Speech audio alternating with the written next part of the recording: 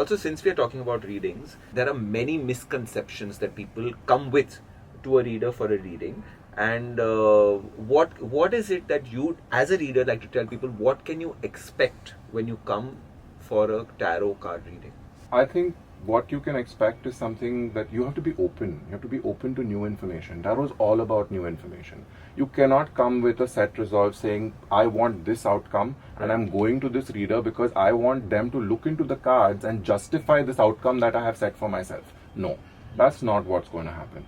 If you can't be open to the fact that things are not going to go your way, don't get a reading. Right. Because sometimes people want to talk about love, but I get the cards are talking about business, right? Like it's telling me you need to start a new business or you need to focus on creative energy, and this person is like, no, but what about my relationship with somebody? I'm like, if you have to ask a question about your relationship with somebody, it's not going well. You don't need a tarot reader for that. Exactly. You know, so use it for something where you are genuinely stuck, right? You want to grow. It's that you'll feel that point where you're at a level in life and you feel it's not enough. I want more. Right? And then you're like, but I don't have a way to approach that more. I don't have a way. That is where your tarot or your astrology, these modalities come in, right? Where you can access more information to get out of the bubble.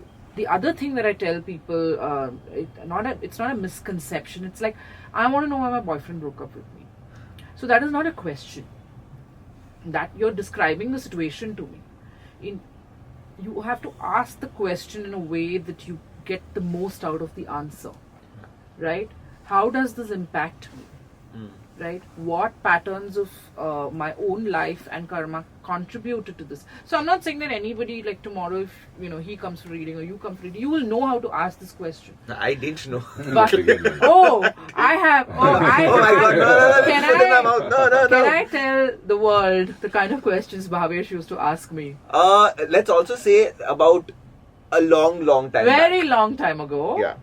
Will this venue suit me?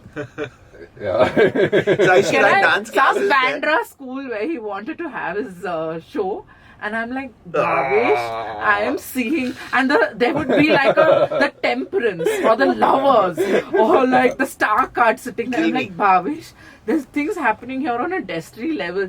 No, I'm very worried I won't be able to book this venue. Will I get 7 students? There are going to be 15. Is this assistant? Oh my God, is this assistant going to work well for me? I have driven him out of my house for asking these questions. Yeah, she actually once told me, just shut up and get out. Okay. I literally have driven him out. But I just want to say that he's come a long way from it. Yeah. Now he asks all the right questions and he gets the best out of... Yeah.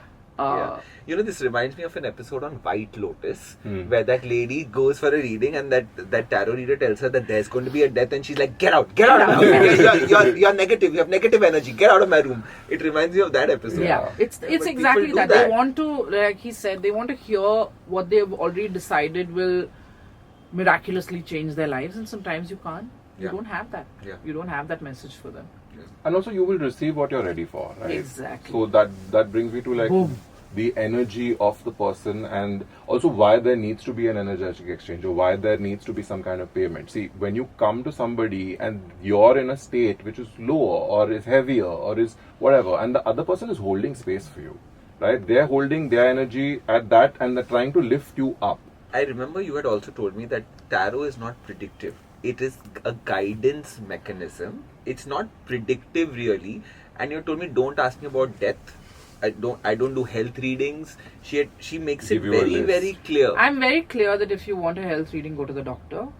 Yeah. And even the most certified, professional, extremely experienced astrologers and tarot readers will not tell you about death because it's not our business. Yeah. And so each tarot reader can have their own code of ethics. Yeah. I have. So let me tell you, while I say I will not do health readings, I actually am very good at seeing health readings in the card. I have literally seen heart attacks and lung trouble and other stuff, and I've had to tell them, can you please go and get a blood test? Can you please go and get an angiogram? And it's turned out to be spookily life-saving in time. Yeah. It's happened to people I know. So which is also why I'm like, yes, if I see it, I'll tell you. But I'm not your doctor. If you want a diagnosis, go to a doctor. And I think that's only fair because this is someone's life, it's their health, I cannot play around with. Yeah. So it's I can actually give testimony to that because it happened to me in real time.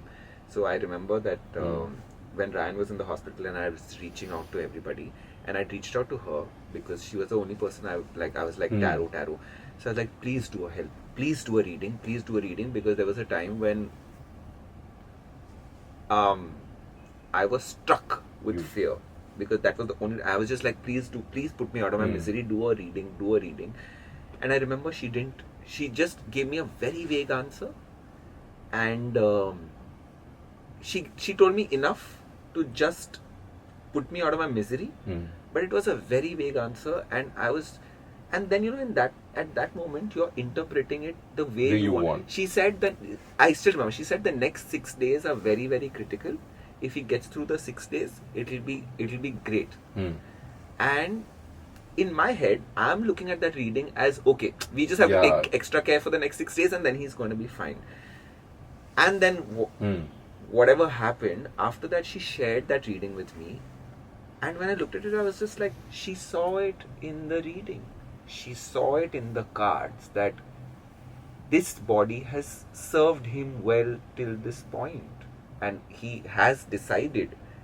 It showed in the cards. But I am so grateful that in that moment she didn't tell me, because it would have broken me so badly, because it would have been I can't misuse the gift I've been given.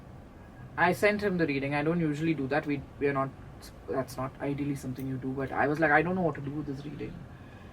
And I think after this, even though I knew that this is something that I can do, I have Nabi to shapat le liya hai. I will not do any health crisis readings anymore.